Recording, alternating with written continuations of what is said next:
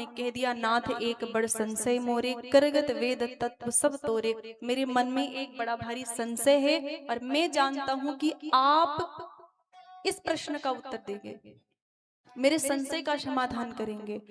और संशय क्या है? कौन सा संशय है? तो बोले कि राम कवन पूछूं प्रभु तो ही। मैं नहीं जानता कि राम कौन है। अभी जिनके विषय में यह लिखा गया, तिन्हि राम पद अति अनुरागा, वही भरद्वाज जी अब कह रहे हैं कि मैं राम को नहीं जानता। राम कवन पूछूं प्रभु तो ही। और महाराज ऐसा नहीं है कि मैं राम को एकदम से नहीं जानता। मैं एक राम को जानता हूं, एक राम दशरथ का बेटा। हाँ, उनको जानता हूं, दशरथ के बेटे जो है ना, उनको जानता हूं। उनके विषय में तो बड़ी चर्चा है। एक राम दशरथ का बेटा, एक राम घट घट में लेटा, एक राम का सभी पसारा, एक राम है सबसे न्यारा। इतने सारे राम हैं, तो आप बताइए सारे राम अलग अलग हैं कि एक ही है? ये संशय हमें सता रहा है। और इसका कारण ये है कि उस समय जो है कुछ भ्रांतियां फैला दी गई थी। कुछ लोगों ने ऐसा कह दिया कि जो दशरथ के बेटे राम है वो भगवान नहीं है, वो महापुरुष हैं कोई। वो दशरथ के बेटे हैं, वो वीर थे, बलवान थे, पर वो भगवान नहीं थे। ऐसा प्रचार लोगों ने कर दिया था। इसलिए भरद्वाज जी के मन में संशय हो गया था, इसलिए उन्होंने पूछा।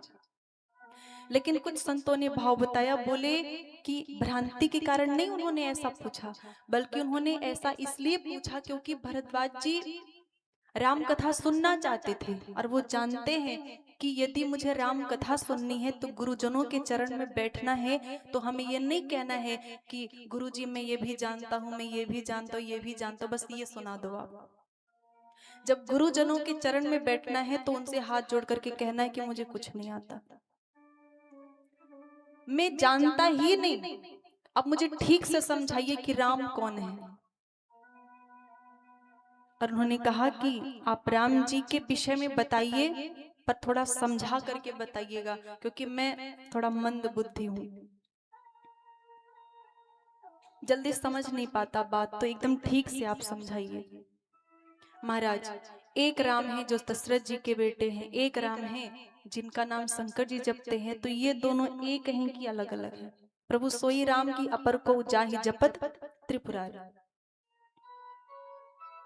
और आप सुन रहे होंगे तो आपको लग रहा होगा कि भरद्वाज जी को नहीं पता था, पर हमें तो पता है कि दशरथ के बेटे राम ही भगवान हैं।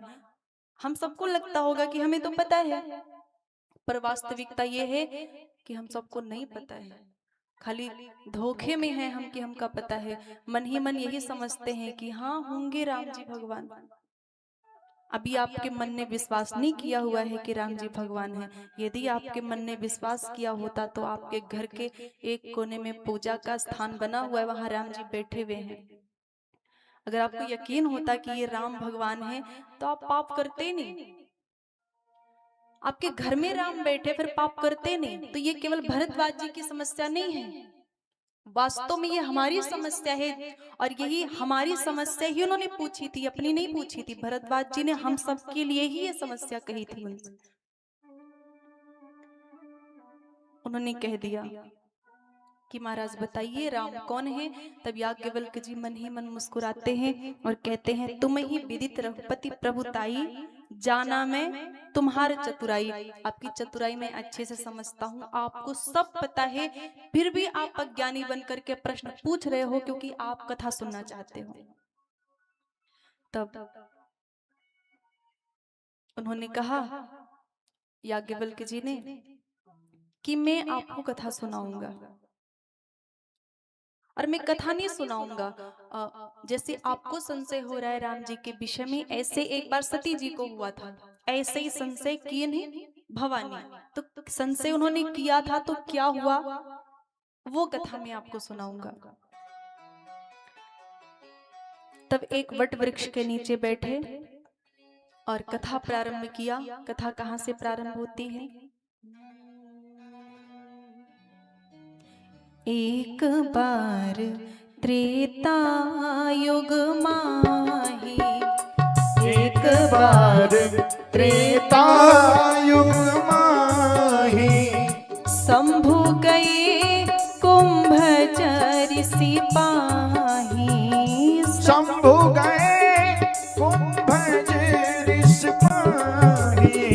संग सती जग जननी भवानी, संग सती जग जननी भवानी, पूजे ऋषि अखिलेश्वर जानी, पूजे इस अखिलेश्वर जानी, राम कथा मुनिवर्ज बखानी, राम कथा मुनिवर्ज बखानी, सुनी महेश परम सुख मानी, सुनी महेश परम सुख मानी, सुनी महेश परम सुख मानी, सुनी महेश परम सुख मानी।